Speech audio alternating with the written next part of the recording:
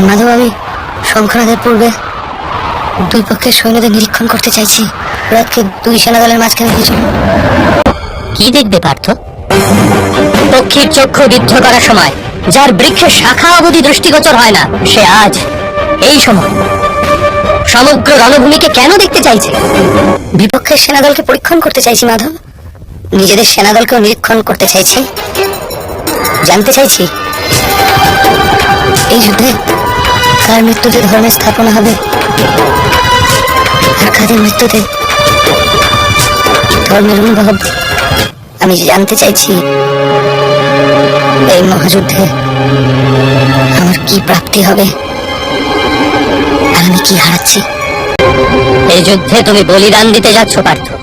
হারানো, প্রাপ্তি, এসব কি ব্যর্থ চিন্তা করছো? দান তাকেই বলে যাতে দানি হারায় আর যাচক প্রাপ্তি লাভ করে, কিন্তু বলিদান সেটাই হয় যা দানি দেয় আর সমগ্র জগৎ প্রাপ্ত করে। কিন্তু মাধব, আমি একলা দান দেওয়ার জন্য দাঁড়িয়ে নেই এখানে। লক্ষ সৈনিক নিজের প্রাণ আহুতি দেবে বলে দাঁড়িয়ে আছে। আমি স্থির করতে চাইছি এই মহাযুদ্ধে আমি কেবল অধর্মকে নাশ করছি নাকি তার সাথে ধর্মেরও নাশ করছি। আর এসব তুমি করবে পার্থ? নির্মাণ আর বিনাশের শক্তি আছে তোমার কাছে। বিনাশ আর নির্মাণের কার্য তো স্বয়ং ঈশ্বর করে থাকেন পার্থ। তুমি তো কেবল এক আজ্ঞাবাহী মাত্র। তবে কেন এই সব উত্তর দায়িত্ব নিজের মস্তকে নিয়ে অহংকার বৃদ্ধি করছো? আমি তোমাকে বলেছিলাম পার্থ, যে ব্যক্তি এটা জেনে ফেলে যে সে স্বয়ং কিছুই করছে না, তারই হস্তে কোনো মহত্বের কার্য সাধিত হয়। তথাপি তা তুমি ভুলে গেছো। এই কারণে দেখে নাও পার্থ, দেখে নাও যা দেখতে চাইছো। কারণ দান করবার পূর্বে যদি দানির হস্ত কম্পিত হয় তবে তার দানের পুণ্য প্রাপ্তি হয় না। যুবরাজ দুর্যোধন দণ্ডায়মান, স্মরণ করো পার্থ, পাঞ্চালীকে দাসী বানিয়ে দূত সভায় আনার আদেশ ইনিই দিয়েছিলেন। দুঃশাসন, নিয়ে এসো এই দাসী দ্রৌপদীকে রাজসভায়। যদি ওই অহংকারী নারী আমার আদেশ অস্বীকার করে তাহলে তার কেশ আকর্ষণ করে টেনে নিয়ে আসবে এখানে। এখানে দেখো পার্থ, ইনিই হলেন তোমার মামাশ্রী শকুনি। আজ তো এর হস্তে তরবারি, কিন্তু ছলনার দ্বারা সংহারের প্রয়াস করে থাকেন সর্বদা। স্মরণ করো কি রূপে ইনি বারণাবর্তে তোমাদের ও তোমাদের মাতাকে ভস্ম করার প্রপঞ্চ রচনা করেছিলেন। বারণাবতের ভবনে আমাদের 5 জন শত্রু একত্রিত হবে। সেই ভবনেই তোমার যুবরাজ সুযোগ্য হবে।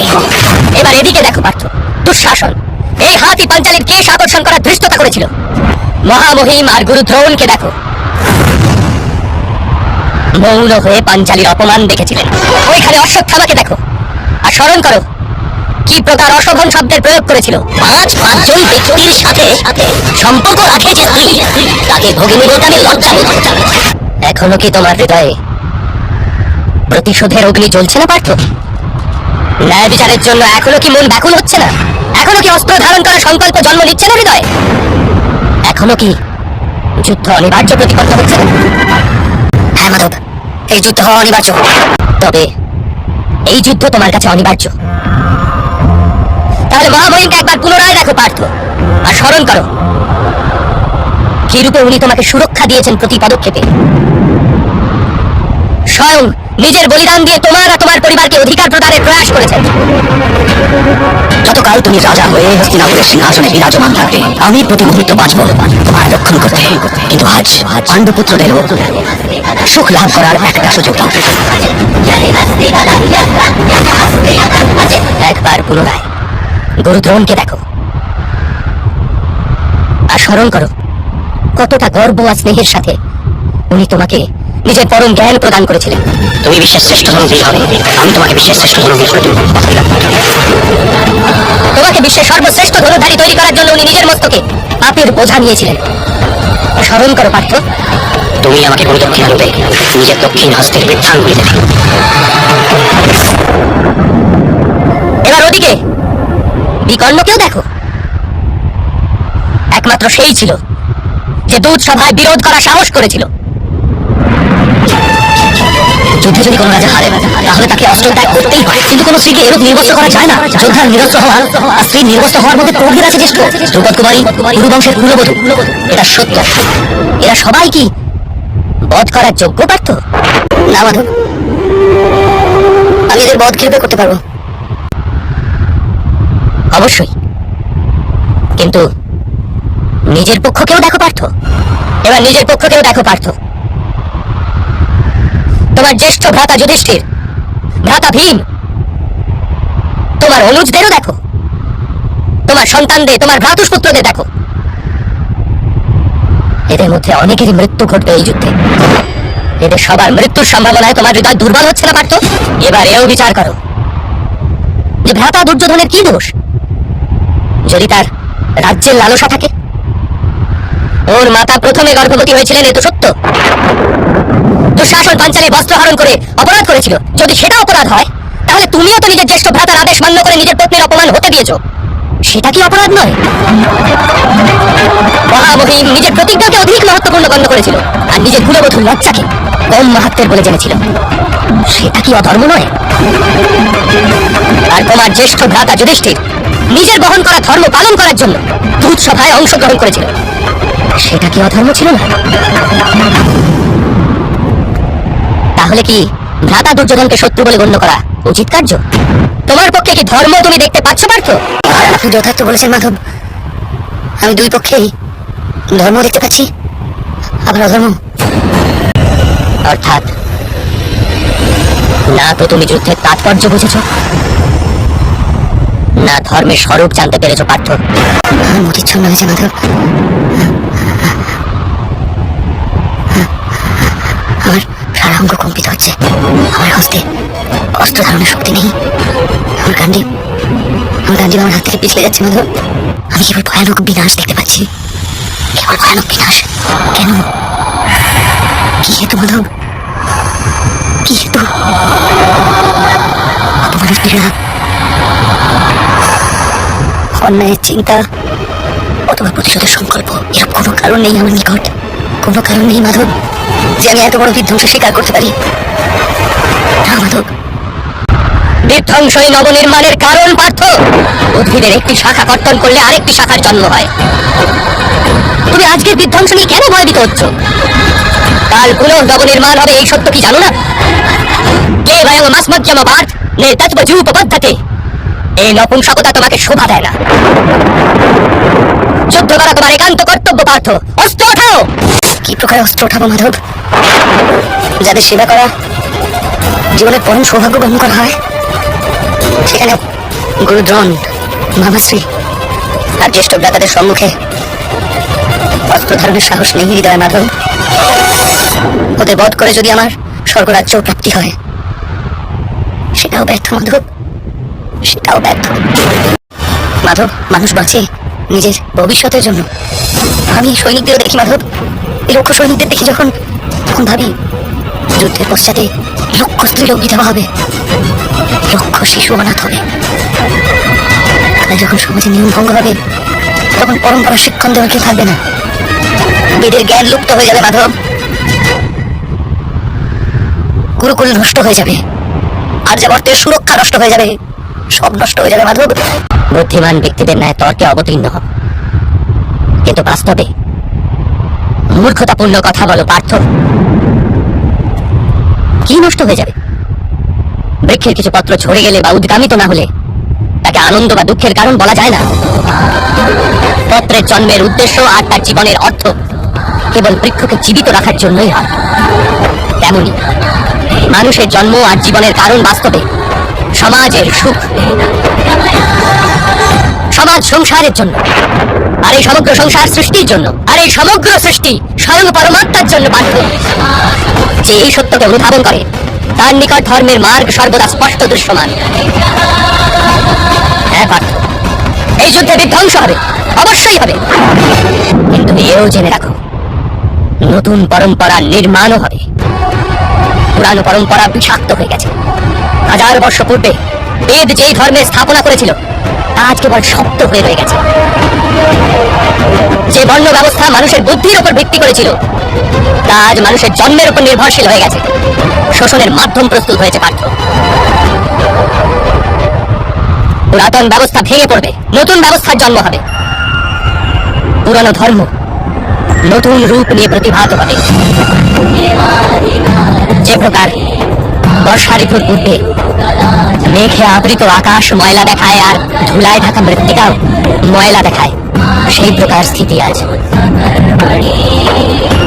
আর বর্ষার পশ্চাতে আকাশ আর পৃথিবী ধৌত হয়ে স্বচ্ছ হয়ে যায়, ঠিক সেই রূপ এই যুদ্ধের পশ্চাতে সমাজ আর সংসার ধৌত হয়ে স্বচ্ছ হয়ে যাবে। এই যুদ্ধের পশ্চাতে এই সংসার আর সমাজ স্পষ্ট হয়ে যাবে। সে কারণে মোহ ত্যাগ করো পার্থ, সমগ্র সংসারের কল্যাণের চিন্তা করো। অস্ত্র ওঠাও আর যুদ্ধ করো, অস্ত্র ওঠাও আর যুদ্ধ করো। আমি আপনার কথা শুনতে পাচ্ছি মাধব, কিন্তু তার অর্থ আমার হৃদয় পর্যন্ত পৌঁছাচ্ছে না। আমার মন মোহ দ্বারা ঘিরে আছে। কি প্রকারে নিজের ধর্মকে দর্শন করব? আমার মন আত্মীয়তার চিন্তায় ডুবে আছে। কি প্রকারে সমগ্র সংসারের চিন্তা করব? মাধব, আপনি বলেছিলেন আপনি আমার রথকে সঠিক দিশায় নিয়ে যাবেন। আমার আত্মার সারথি হয়ে আমার জীবন রথকে সঠিক মার্গে নিয়ে আসুন মাধব। কি জানতে পারলে আমি আমার দুর্বলতা ত্যাগ করতে পারবো মাধব। ওঠো পার্থ, শোনো পার্থ, জীবনের রহস্য জানো, সংসারের বাস্তবিক রূপকে অনুধাবন করো।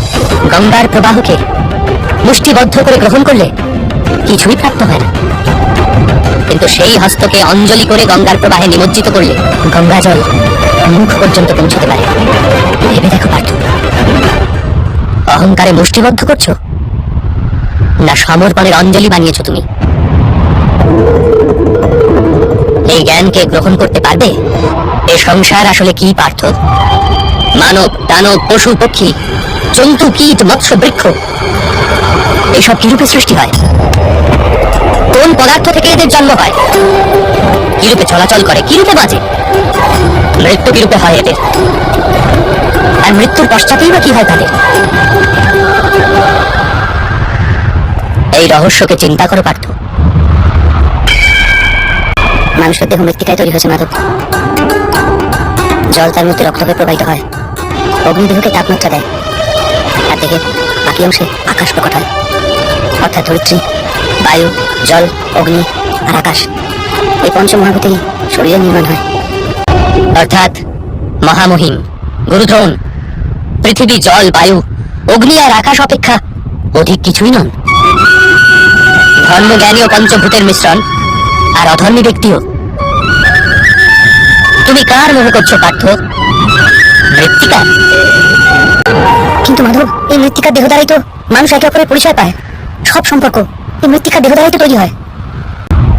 না পার্থ, যদি এটাই সত্য হতো তবে মৃত্যুর পশ্চাতে দেহকে নষ্ট করা হয় কেন? বাস্তবে না মানুষের পরিচয় দেহের সাথে যুক্ত থাকে, আর না তো সম্পর্কের ভিত্তি তার দেহের সাথে থাকে। মানুষের স্বভাব, তার আচরণ আর তার কার্যই তার পরিচয়। এই স্বভাব, আচরণ আর কার্য কিরূপে তৈরি হয় তাকে বোঝো পার্থ। মানুষের জীবন কেবল দৃশ্যমান আর অদৃশ্য পদার্থের মিলন মাত্র পার্থ। কিন্তু তথাপি প্রত্যেক মানুষের স্বভাব তথা কার্য ভিন্ন ভিন্ন প্রতিপন্ন হয়। এর কারণ হল সৃষ্টির 3 গুণ: তম, রজ আর সত্য। তা কিরূপে মাধব? তম শব্দের অর্থ অন্ধকার। ভালো মন বিচার ব্যতীত জীবন নির্বাহ করাকে তামসিক আচরণ বলা হয়ে থাকে। যেরূপে পশু পক্ষী বেঁচে থাকে কেবল নিজের শারীরিক ইচ্ছাকে পূর্ণ করার জন্য। সত্য শব্দের অর্থ জ্ঞানের প্রকাশ। যখন ব্যক্তি প্রতিটি পরিস্থিতিতে ধর্মের, সত্যের আর পরম্পরার বিচার করে ব্যবহার করে থাকে, তখন তাকে সাত্ত্বিক জীবন বলা হয়। এই দুইয়ের অন্তঃস্থলেও এক প্রকার ব্যক্তি থাকে, যার নিকট জ্ঞান তো আছে, কিন্তু শরীর আর মনের বাসনার সাথে আবদ্ধও রয়েছে। এরূপ ব্যক্তি রজগুণ, অর্থাৎ অহংকারপূর্ণ মন নিয়ে বেঁচে থাকে। তম, রজ অথবা সত্যগুণের অধিক অথবা স্বল্প মাত্রার মেলবন্ধনে মানুষের স্বভাব তৈরি হয়।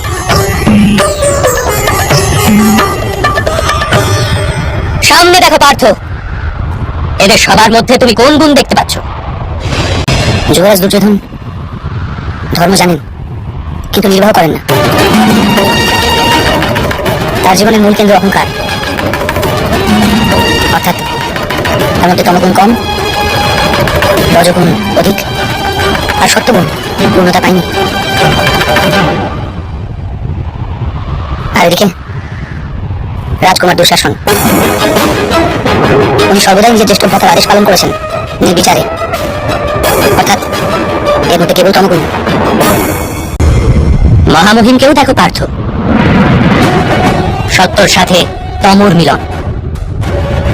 অহংকার নেই এনার, কিন্তু পুরাতন ধর্ম, পুরাতন পরম্পরা আর প্রতিজ্ঞার দ্বারা আবদ্ধ। আবশ্যকতা হওয়া সত্ত্বেও নিজের প্রতিজ্ঞা ভঙ্গ করতে পারেন না। গুরু দ্রোণকে দেখো, জ্ঞান আর অহংকার দুই আছে।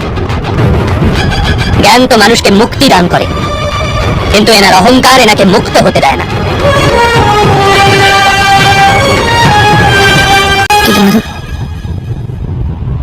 যদি যদি মানুষের স্বভাব এই ত্রিগুণের মিলন হয়, তাহলে মানুষের স্বভাব প্রথম থেকে নির্ধারিত থাকে। সিংহ হরিণকে ভক্ষণ করবে, আর হরিণ সিংহ দ্বারা ভীতিগ্রস্ত হবে। তাহলে ধর্মের প্রশংসা কিসের? আর অপরাধের দণ্ড বা কেন? কি তাৎপর্য এর?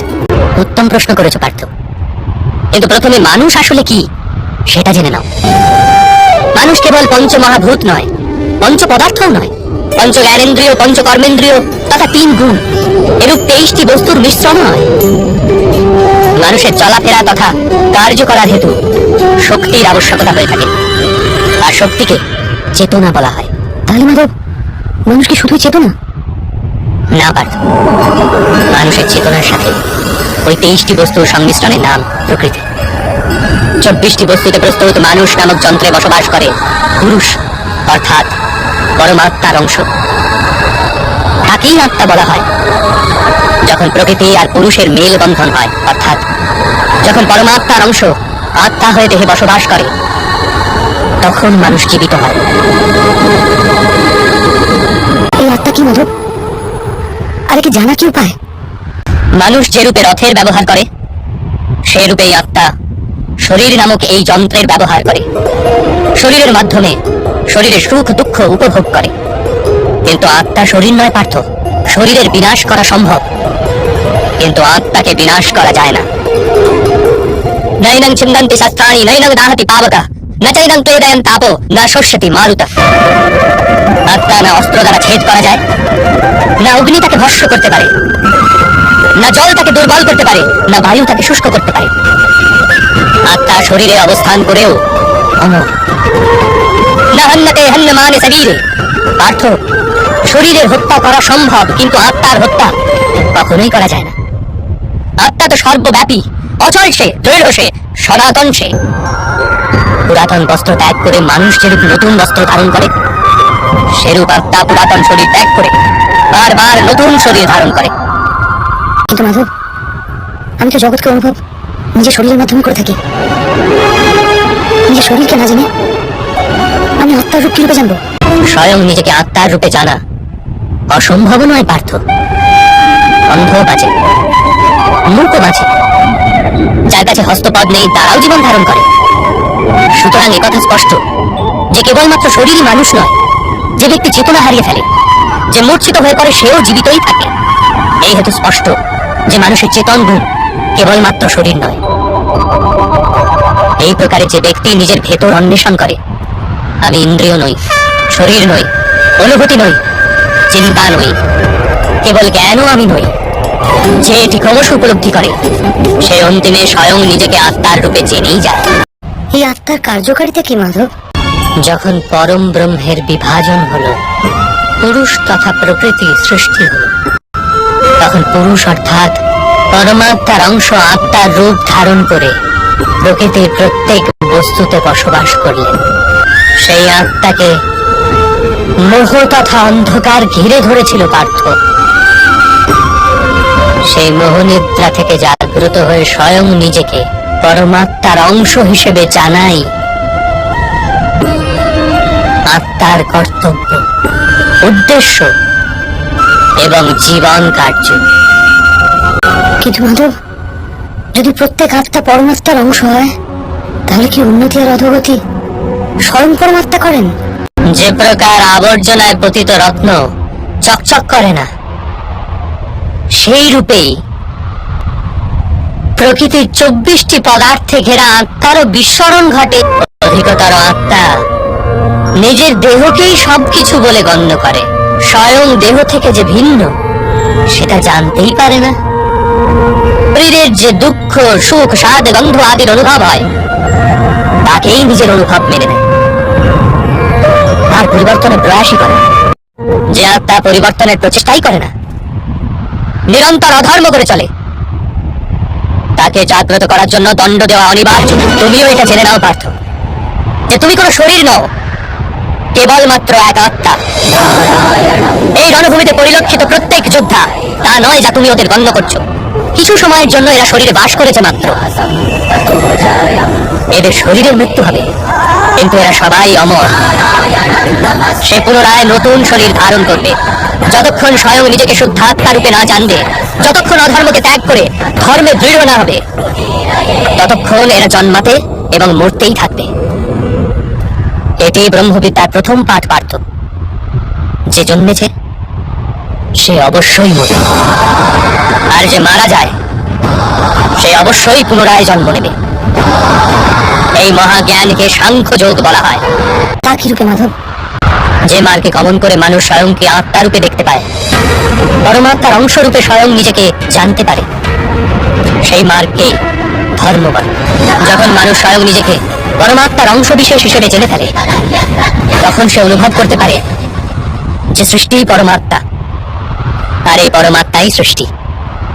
সৃষ্টি আর পরমাত্মায় কোনো পার্থক্য নেই। যে মানুষ এটি জানতে পারে, সে অন্য মানুষ ও প্রাণীদের প্রতি নির্দয় বা কঠোর হয় না। সে এটি জানে যে জিহ্বা কাটলে পীড়া কেবল জিহ্বার হয় না, তার অনুভূতি সমগ্র শরীরের হয়।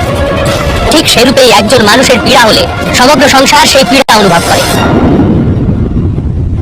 যতক্ষণ পর্যন্ত সংসারের একজন মানুষও পীড়িত, ততক্ষণ বাস্তবে কারোর সুখী সম্পূর্ণ হতে পারে না। এটি জানার পশ্চাতে মানুষের মন করুণায় ভরে যায়, তাকে ধর্ম বলে। কেউ তমগুণ দ্বারা আবিষ্ট থাকে, তখন সে অপরের প্রতি কঠোর, নির্দয় ও স্বার্থপর হয়ে ওঠে। নিজের নিশ্চিত সুখের জন্য অপরকে দুঃখ প্রদান করে। তার পরমাত্মার অভিমুখে গতি হয় না, অর্থাৎ অধর্ম পরমাত্মা থেকে দূরে নিয়ে যাওয়ার মার্গ মাত্র। অর্থাৎ অধর্ম তো অজ্ঞানতার অপর নাম। তাহলে তো অজ্ঞানের প্রতি দয়া হওয়া আবশ্যক। দণ্ডের কি তাৎপর্য? অজ্ঞানী যখন জ্ঞানের মূল্য জানার জন্য প্রস্তুত হয় না, জ্ঞানের উপর দৃষ্টিদানেও প্রস্তুত হয় না, তখন দণ্ড প্রদানই দয়া। তার প্রতি এবং অপর পক্ষের প্রতিও। সৃষ্টির গতি সর্বদাই পরমাত্মার অভিমুখে হোক, এটি অনিবার্য। কিন্তু কখনো কখনো এরূপ স্থিতি উৎপন্ন হয়ে পড়ে যে অজ্ঞান, মোহ আর অধর্ম বৃদ্ধি পায়। সংসার থেকে ধর্ম লুপ্ত হওয়ার ভয় উৎপন্ন হতে থাকে। সংসার থেকে যখন ধর্ম লুপ্ত হয়ে যায়, তখন করুণাও নষ্ট হয়ে যায়, আর সত্যও নষ্ট হয়ে যায়। আগামী প্রজন্মে যাতে ধর্ম প্রাপ্তি হয়, সেই কারণে আজ অধর্মীদের নাশ করে ধর্মের পুনঃস্থাপনা করা অত্যন্ত অনিবার্য। আজও এইরূপ স্থিতি উপস্থিত পার্থ, আর ধর্ম স্থাপনার কর্তব্য তোমারই। এই কারণে দুর্বলতা ত্যাগ করো, আর এই যুদ্ধের জন্য প্রস্তুত হয়। এই যুদ্ধ কিন্তু আমার হস্তে হত্যা হবে মাধব। আমার কারণে কারো প্রাণ চলে যাবে, তাহলে আমার অন্তরের করুণার বিনাশ ঘটবে না? আর যদি ধর্মের মূল ভিত্তি করুণা হয়, তাহলে আমার আত্মা অধর্মী হয়ে যাবে না? কর্মের বন্ধন অবশ্যই নির্মিত হয়, কিন্তু কার্যের বন্ধন নির্মিত হয় না পার্থ। তোমার কর্ম ও কার্যের কি প্রভেদ তা জানা অত্যন্ত আবশ্যক। সকল কর্মই কার্য, কিন্তু সকল কার্য কর্ম নয়। কর্ম সেই কার্যকে বলে যার সাথে ফলের আশা জড়িয়ে থাকে। মানুষ যখন সুখের, সম্পত্তির অথবা প্রশংসা প্রাপ্তির আশা রেখে কোনো কার্য করে, তখন সে কার্যের ফলের বন্ধনে আবদ্ধ হয়। যখন কোনো কর্ম ফলের আশা নিয়ে করা হয়, তখন তাকে সকাম কর্ম বলা হয়। আর যখন কোনো কর্ম কোনো ফলের আশা ব্যতি রেখে করা হয়, তখন তাকে নিষ্কাম কর্ম বলা হয়। এই কারণেই তাকে বারংবার জন্মগ্রহণ করতে হয়। বাস্তবে মানুষ কোনো কর্মবন্ধনে আবদ্ধ হয় না, কর্মের সঙ্গে যুক্ত ফলের আশায় সে আবদ্ধ হয়। যদি এই যুদ্ধে তোমার বিজয়ী হওয়ার আশা থাকে, তবে পরাজিত হলে তোমার ভীষণ দুঃখ হবে, আর সেই দুঃখ তোমাকে দিয়ে অপর কোনো কার্য করাবে, যার কারণে তোমাকে পুনরায় জন্ম নিতে হবে। আর যদি তুমি বিজয়ী হও তবে তোমার অহংকার বৃদ্ধি পাবে, আর সেই অহংকার তোমাকে বিশ্ব বিজয়ের জন্য প্রেরণ করবে, তোমাকে দিয়ে হত্যা করাবে, আর সেই পাপ তোমাকে বাঁধবে। চিন্তা করে দেখো, যদি তোমার এই যুদ্ধে না বিজয়ের মুখ থাকে আর না পরাজয়ের ভয়, তবে এই যুদ্ধ সমাপ্তির পশ্চাতে তোমার সুখ প্রাপ্ত হবে না দুঃখ? না সুখ মাধব, আর না তো দুঃখ। অর্থাৎ তোমার সুখ, দুঃখ, হতাশা, নিরাশা, অহংকার যুদ্ধের কারণে নয়, যুদ্ধের সাথে তুমি যে আশা পোষণ করেছ সেই কারণে।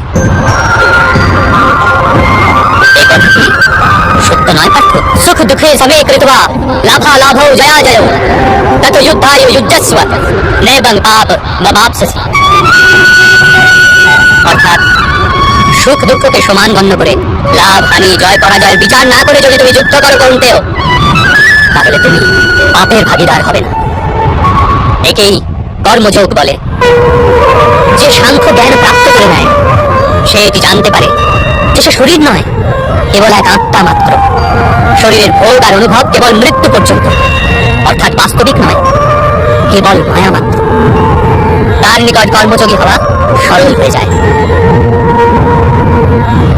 কিন্তু মাধব, যদি কাজেই বন্ধন সুনিশ্চিত হয় তাহলে সংসার ত্যাগ করে সন্ন্যাস নেওয়া উচিত নয়? এই চিন্তাধারারই পরিণাম স্বরূপ আজ এই যুদ্ধ ঘটছে পার্থ। ভেবে দেখো, যখন সত্যগুণ বিশিষ্ট ধর্মজ্ঞানী ব্যক্তি কর্মকে ত্যাগ করে, তখন অধর্মের অধিকারী ব্যক্তি সংসার চালায়। যদি মহামহিম সংসারকে পরিত্যাগ না করতেন তবে অধর্ম এত বৃদ্ধি পেত না।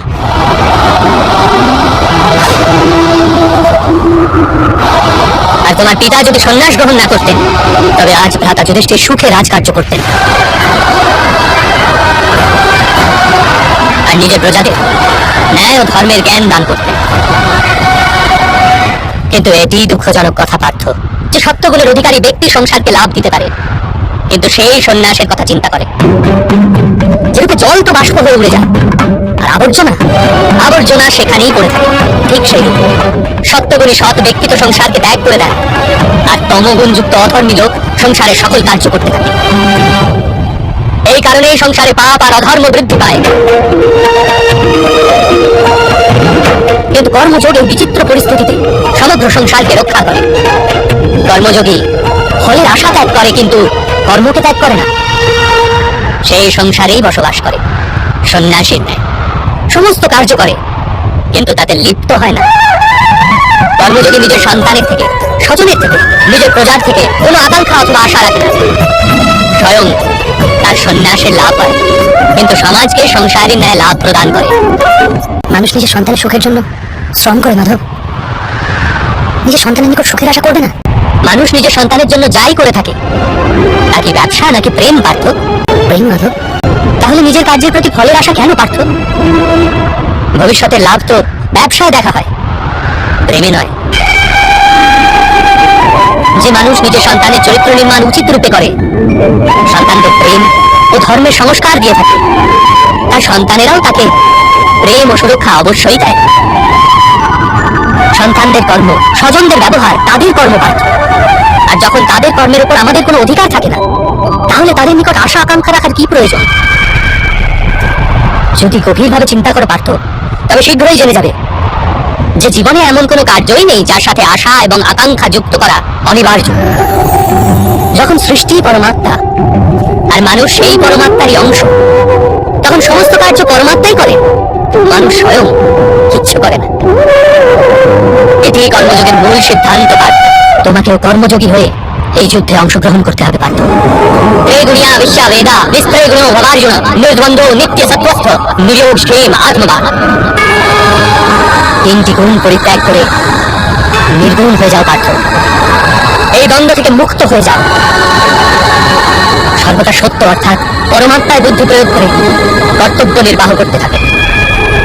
কিছু প্রাপ্তি লাভের আশা আর কিছু প্রাপ্ত বস্তুকে সংরক্ষণ করার চিন্তা পরিত্যাগ করে পার্থ, আর নিজের আত্মাকে স্বতন্ত্র করে স্মরণে রেখে পার্থ। কর্মণ্যেবাধিকারাস্তে মা ফলেষু কদাচন মা কর্মফল হেতুর্ভু মা তে সংগৌস্থ কর্মণি। তোমার অধিকার তো কেবলমাত্র কর্ম করার জন্য, ফল তো ঈশ্বরের হস্তে।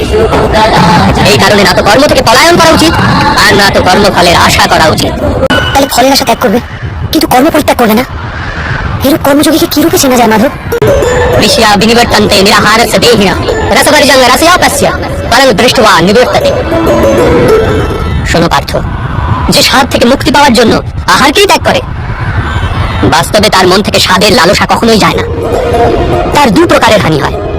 প্রথমত, সে দুর্বল হয়ে পড়ে, যার কারণে পরমাত্মাকে প্রাপ্ত করার জন্য যে প্রচেষ্টা অনিবার্য তা সে করতে সক্ষম হয় না। আর দ্বিতীয়ত, সর্বদাই তার মন স্বাদ গ্রহণের লালসায় পূর্ণ থাকে। এই হেতু আহার ত্যাগের চেয়ে উত্তম কার্য স্বাদ গ্রহণের লালসাকেই ত্যাগ করে ফেলা। কর্মযোগী নিজের মনের সমস্ত লালসাকে নিষ্কাশন করে, জীবনকে কর্তব্য গণ্য করে কার্য অবশ্যই করে, সেই কার্যে আবদ্ধ হয় না। অর্থাৎ যে ব্যক্তি নিজের কার্য থেকে আশা আর আকাঙ্ক্ষা রাখে না, তারই কার্য পূর্ণ হয়। একবার বিফল হয়েও যার মন টলে না, একবার সফল হয়েও যে ব্যক্তি নিজেকে সর্বশ্রেষ্ঠ গণ্য করে না, এইরূপ ব্যক্তিকেই কর্মযোগী বলা হয়। আর এইরূপ ব্যক্তি জীবনে বারংবার সফল হয়। নায়ত বিশান পুংস সঙ্গস্তেষু পজায়তে সঙ্গাত সংযায়তে কামো কামাত ক্রোধো বিজায়তে ক্রোধাত ভবতি সম্মোহ সম্মোহাৎ স্মৃতি বিভ্রম স্মৃতি ভ্রংশাৎ বুদ্ধিনাশো বুদ্ধিনাশাৎ প্রণশ্যতি। ফলের আশায় কামনা প্রকট হয়, আর কামনার তো স্বভাবই হলো অসন্তুষ্ট থাকা। অসন্তোষ থেকে ক্রোধ উৎপন্ন হয়ে থাকে, আর ক্রোধ থেকে মোহ জন্ম নেয়। মোহের তরুণ ব্যক্তি আচার ও ব্যবহারের জ্ঞানই ভুলে যায়। জ্ঞান ভুলে গেলে বুদ্ধি চলে যায়, অনুচিত প্রকারের কার্য করতেই থাকে, আর সমাজ এরূপ ব্যক্তির শত্রু হয়ে পড়ে। আর অন্তিমে এরূপ মানুষের পূর্ণতার পতন ঘটে। যেরূপ ভ্রাতা দুর্যোধন, তার সেনাপতি মহামহিনী তার শত্রু, আর উনি তোমাকে বিজয়ের আশীর্বাদ দিয়েছেন। পার্থ, কর্মযোগ ব্রহ্মবিদ্যার দ্বিতীয় পদক্ষেপ। পরমাত্মায় নিজের বুদ্ধি স্থির করো, স্বয়ংকে আত্মার রূপে চেনো, মিথ্যা বন্ধন থেকে মুক্ত হয়ে যাও, আর ফলের আশা পরিত্যাগ করে কেবল কর্ম করতে থাকো। নিজের বুদ্ধিকে পরমাত্মায় স্থির করে কর্মযোগী হওয়ার মার্গ কিরূপ মাধব? পার্থ, সাংখ্যযোগের কারণে মানুষ পরমাত্মাকে নিরন্তর স্মরণ করতে থাকে। পরমাত্মাকে স্মরণ করার ফলে মানুষের হৃদয়ে সমর্পণের ভাব উৎপন্ন হয়, আর সেই ভাবকে ভক্তি বলা হয়। ভক্তি থেকে মানুষের সত্য অসত্য জ্ঞান প্রাপ্ত হয়ে থাকে, সেই জ্ঞান থেকে তার পরমাত্মার দর্শন প্রাপ্তি হয়। আর যার পরমাত্মার দর্শন প্রাপ্তি হয়, সেই বাস্তবে কর্মযোগী হয়ে ওঠে, আর জন্মের শৃঙ্খল থেকে মুক্ত হয়ে মোক্ষ লাভ করে। সকল আত্মারই অন্তিম লক্ষ্য সেটি, আর ধর্মের অন্তিম পদক্ষেপও সেটি। কিন্তু আমি পরমাত্মাকে দর্শন ব্যতীত সমর্পণ কি প্রকারে করতে পারবো মাধব? পরমাত্মার দর্শন করার হেতু নিজের চক্ষুর ওপর বাঁধা লালসা, অহংকার, ক্রোধ আর পূর্বাগ্রহের আবরণকে সরিয়ে ফেলতে হয়। অন্ধকার গৃহে উপবিষ্ট মানুষ যদি বলে সে সূর্যের দর্শন করবে, তবে তাকে কি বলবে? এই কথাই তো বলবে, পক্ষ থেকে বাইরে এসো আর মুক্ত আকাশের নিচে দাঁড়াও, সূর্য তো সর্বদাই উপস্থিত আছে। ঠিক সেই রকম পার্থ, এই সৃষ্টি পরমাত্মা, পরমাত্মাই সবকিছু। পরমাত্মা ব্যতীত কিছুই নেই। যে নিজের আত্মাকে দর্শন করে ফেলে, সেই পরমাত্মাকে দর্শন করতে পারে। যেরূপ লবণের একটি কণার স্বাদ সমগ্র সাগরের স্বাদ থেকে ভিন্ন হয় না, ঠিক সেরূপ নিজের আত্মদর্শন পরমাত্মা দর্শনের থেকে ভিন্ন হয় না। অর্থাৎ মাধব, আপনিও কি পরমাত্মা? হ্যাঁ পার্থ, আমি পরমাত্মা, যেরূপ তুমিও পরমাত্মা। কেবল তুমি এখনো জাগ্রত হও, আর আমি এটি জেনে ফেলেছি। তাহলে মাধব, আপনার প্রতি সমর্পণ ঈশ্বরের প্রতি সমর্পণ কেন হয় না? অবশ্যই আমার প্রতি সমর্পণই পরমাত্মার প্রতি সমর্পণ। সর্বধর্মান পরিত্যাজ্য মামেক শরণং ব্রজ। সমগ্র জগতে ত্যাগ করে আমার শরণাগত হও পার্থ। আমি সংসার, আমি সংসারের প্রতিটি কণা, আমি সূর্য আর আমি চন্দ্র, আমি নক্ষত্র আর আমি সমস্ত গ্রহরাজি। আমি সূর্য অপেক্ষাও অধিক পুরাতন, আর বৃক্ষ বিকশিত কুড়ি অপেক্ষাও নূতন। আমি সমগ্র মনুষ্য জাতি, আমি স্বর্গ এবং নরক ধারণকারী শক্তি, আমি দুর্যোধন আর আমি অর্জুন। সেটা কি রূপে সম্ভব মাধব?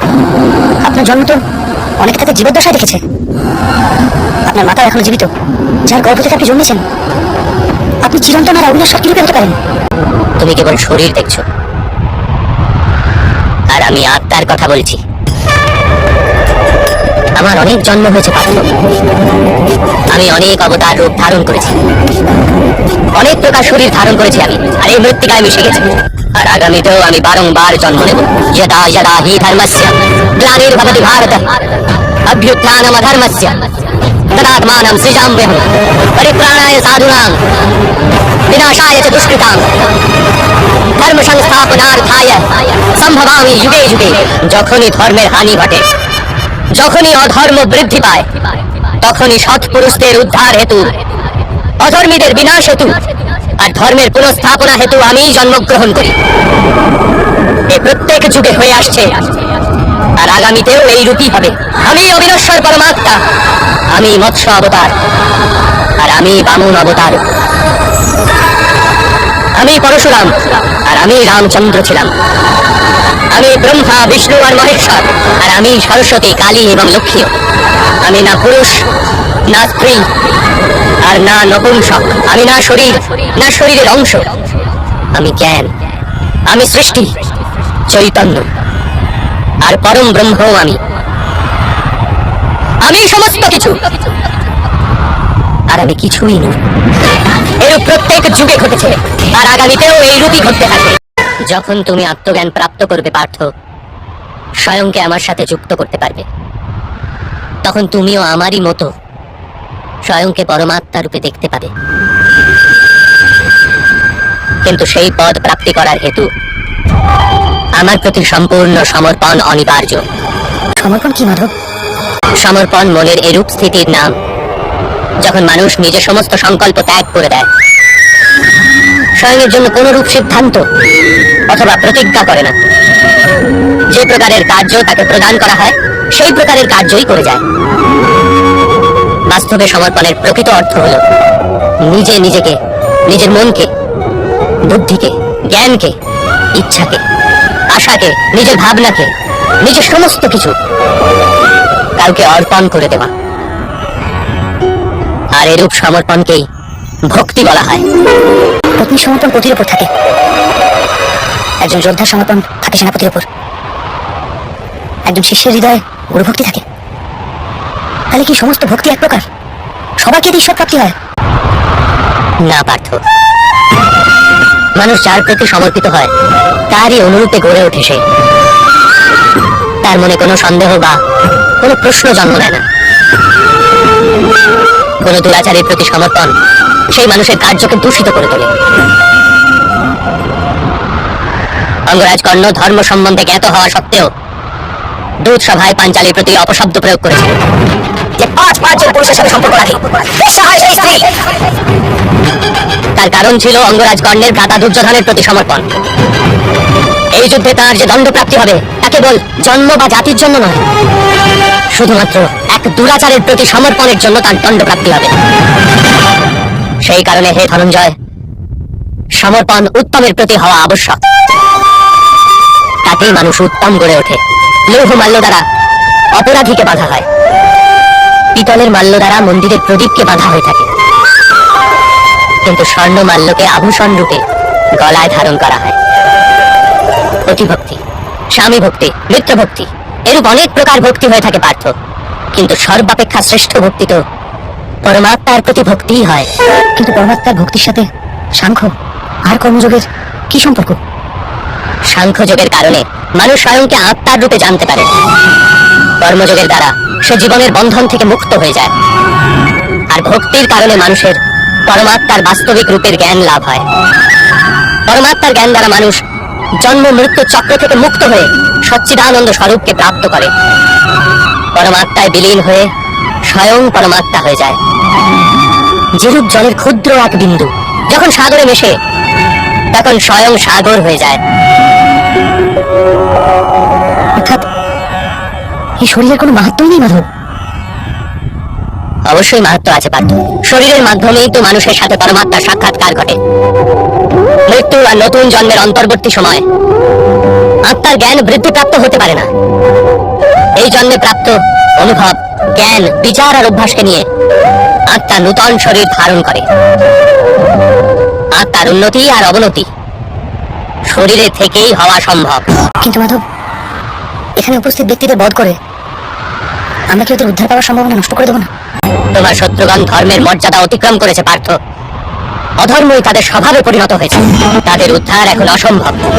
অপরাধীদের একটি নির্দিষ্ট সীমা অবধি অপরাধের সুযোগ দেওয়া যেতে পারে। আমিও শিশুপালের 99টি অপরাধ ক্ষমা করেছিলাম, কিন্তু 100 অপরাধের পশ্চাতে তাকে দণ্ড প্রদান করা আবশ্যক ছিল। অপরাধীকে যদি অপরাধ করতে দেওয়া হয় তবে তাতে তার অধিক থেকে অধিকতর পতন ঘটে। তাকে অধর্ম থেকে প্রতিহত করাই করুণা ধনঞ্জয়। এই আত্মারা মরবে না, অধর্মপূর্ণ দূষিত শরীর ত্যাগ করে নূতন শরীর ধারণ করবে, আর সেই শরীরেই তাদের প্রগতির সম্ভাবনা অধিকতর হবে। এই কথা চিন্তা করে যদি তুমি যুদ্ধ করো তবে তা উচিত কার্য। মানুষের শরীর তার সম্পত্তিও আর মর্যাদাও। ধর্মের মার্গে যাত্রাকারী মানুষ নিজের শরীরকে শুদ্ধ করে থাকে, আর তারই মাধ্যমে আত্মার সাথে সাক্ষাৎকার ঘটে। একেই ক্ষেত্রজ্ঞ সম্বন্ধ বলা হয়ে থাকে। আমি এর তাৎপর্য বুঝতে পারলাম না মাধব। যখন মানুষ একথা জেনে ফেলে যে তার শরীর একটি ভূমিখণ্ড মাত্র, অর্থাৎ এটি ক্ষেত্র, আর সে সেই শরীরে বসবাসকারী, শরীরকে উপলব্ধিকারী, অর্থাৎ সে ক্ষেত্রজ্ঞ, তখন সে শরীরের মাধ্যমে নিজের উন্নতির স্বাদ পেয়ে থাকে। আত্মা শরীরে থেকে 3টি গুণের ভারসাম্য রক্ষা করে, তমগুণকে হ্রাস করে সত্যগুণকে বৃদ্ধির উপায় করে, আর ঈশ্বরের প্রতি ভক্তি রেখে পরমাত্মার সাথে এক হয়ে যায়। ভক্তি কিরূপে করা হয় মাধব? তবে কি সমর্পণই ভক্তি নয়? না পার্থ, সমর্পণ তো ভক্তির প্রথম পদক্ষেপ। বাস্তবে ভক্তি কোনো কার্যের নাম নয়, কেবল এক মানসিক স্থিতির নাম। আবশ্যিকতা আছে যে মানুষ জপ তপ, যাগ যজ্ঞ, সংযম, নিয়ম, যোগ আর শ্রদ্ধার মাধ্যমে নিজের অন্তরকে শুদ্ধ করে এবং পরমাত্মার প্রতি সমর্পিত থাকে। মানুষ নিজের সমস্ত কার্য, সমগ্র কার্যের ফল, নিজের জীবনের প্রত্যেকটি শ্বাস পরমাত্মাকে সমর্পণ করতে থাকে। যদি ভক্তি কেবল মানসিক স্থিতি, তবে জপ তপ আদির কি মাহাত্ম মাধব? যেরূপে আজ ধৌত করা পাত্র কাল পুনরায় ময়লা হয়ে যায়, সেরূপেই মানুষের মন বারবার পরমাত্মা হতে বিমুখ হয়ে যায়। এই কারণেই প্রয়োজন আছে যে জপ তপ আর শ্রদ্ধা ইত্যাদির মাধ্যমে স্বয়ংকে নিরন্তরে স্মরণ করানো উচিত যে তার জীবন পরমাত্মার প্রতি সমর্পিত। কোন তীরে অবগাহন করা হবে তার তো কোনো মাহাত্ম নেই, মাহাত্ম তো অবগাহন করায়। ভক্তিযোগের একটি সারাংশ পাঠ্য, মানুষ নিজের জীবন পরমাত্মাকে অর্পণ করে পরমাত্মার ভক্তি করতে থাকবে, আর সত্যগুণ দ্বারা যুক্ত সম্পত্তিকে সযত্নে রক্ষা করবে। সত্যগুণের সম্পত্তি কাকে বলা হয় মাধব? अहिंसा सत्यम क्रोध त्याग शांति ही पेशुनम दया भूतेष्वलोलुप्तम मार्दवम हीर चापलम तेज क्षमा धृति शौचम द्रोह नाति मानिता भवन्ति संपदम देवी अभिजातस्य भारत। बिना कारणे तथा स्वार्थेर हेतु हिंसा करा अधर्म पार्थ।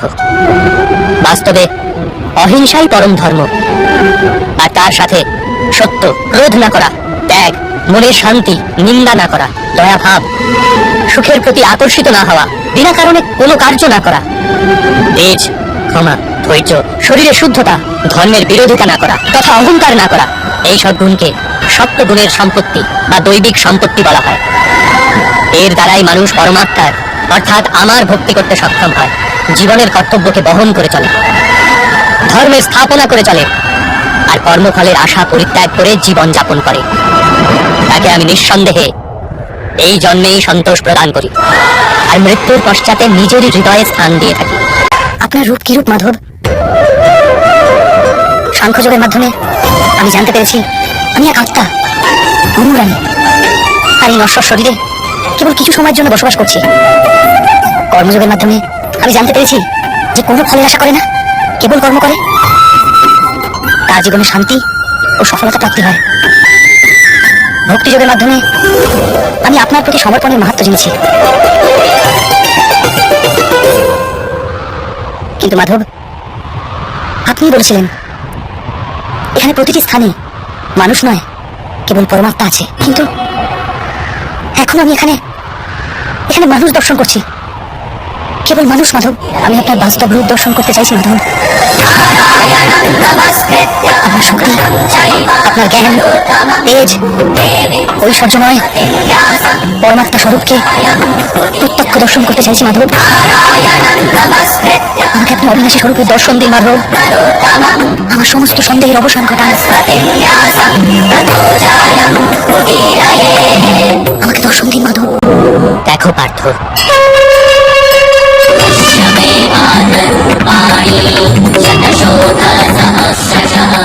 সাংখ্য যোগ থেকে কর্মযোগ, কর্মযোগ থেকে ভক্তিযোগ, আর ভক্তিযোগ থেকে জ্ঞান যোগ প্রাপ্তি হয়ে থাকে। আমার বিশ্বরূপ দর্শন করাই বাস্তবিক জ্ঞানার্জন অর্জুন। এই একমাত্র জ্ঞান যা বিশ্বের সমস্ত জ্ঞান ও বিজ্ঞানের মূলাধার। এই জ্ঞানই মুক্তি প্রদান করে। দেবতাদেরও যে দর্শন সহজভাবে প্রাপ্ত হয় না, এরূপ বাস্তবিক রূপ আমি তোমাকে দর্শন করাচ্ছি অর্জুন।